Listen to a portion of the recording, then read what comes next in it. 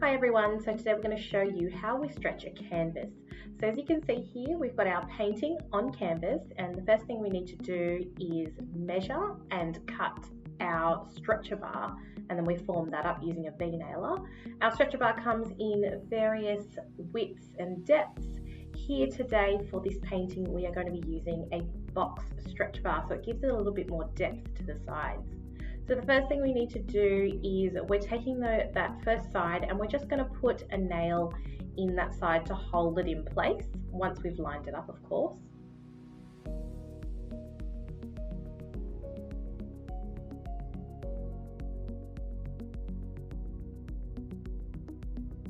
So once we've put those initial staples in place just to hold it all in position, we then use a special stretcher tool, and that helps us to create tension on the canvas, giving it that nice smooth and straight finish at the end.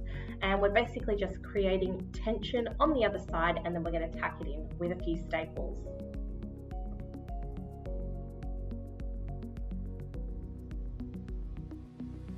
So we continue that process, swapping from opposite sides to create that even tension and make sure that that image doesn't get skewed whilst we're stretching the canvas.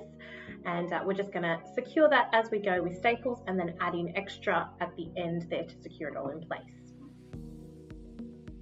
So once we've gone through and done that, it is time to finish up those corners and make them look all nice and presentable.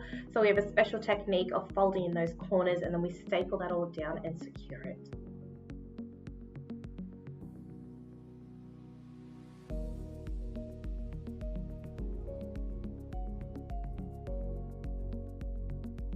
So once all those four corners are complete and neat and tidy, and we'll tape it all up beautifully for you to finish it off, and of course some hardware with a nice wire on there to hang it up. Basically now your canvas would be complete, and it's got a beautiful amount of tension on the front, not too much, and just not so it's loose on the front. It should sound like a beautiful drum. And there you go, that's how we stretch a canvas.